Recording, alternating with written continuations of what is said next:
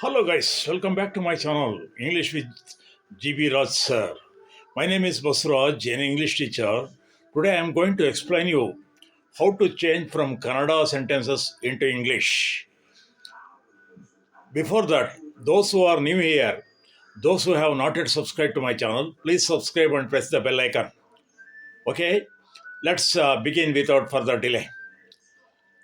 ಈಗ ನಾನು ಕನ್ನಡ ವಾಕ್ಯಗಳನ್ನು ಹೇಳಿ ಅದಕ್ಕೆ ತಕ್ಕನಾದ ಇಂಗ್ಲೀಷ್ ವಾಕ್ಯಗಳನ್ನು ನಾನು ಟ್ರಾನ್ಸ್ಲೇಟ್ ಮಾಡ್ತೇನೆ, ಅನುವಾದಿಸ್ತೇನೆ.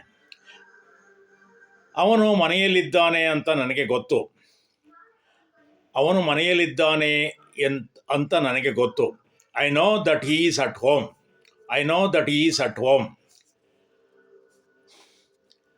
ಅವಳು ಅಲ್ಲಿದ್ದಾಳೆ ಅಂತ ನನಗೆ ಗೊತ್ತಿರಲಿಲ್ಲ. I didn't know that she is there. I didn't know that she is there.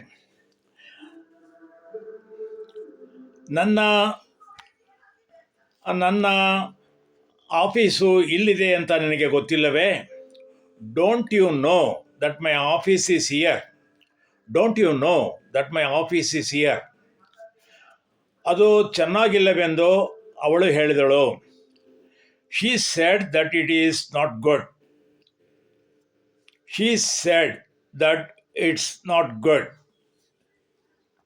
ನಾನು ಅವನ ಅಪ್ಪ ಅಂತ ನಿನಗೆ ಗೊತ್ತಿದೆಯೇ?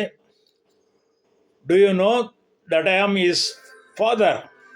Do you know that I am his father? ನಾನು ಮನೆಗೆ ಹೋದೆನೆಂದು ಅವನಿಗೆ ಹೇಳು. Tell him that I went to my house. Tell him that I went to my house. ನಾನು ಮನೆಗೆ ಹೊರಟೆನೆಂದು ಅವಳಿಗೆ ಹೇಳಿದೆಯಾ?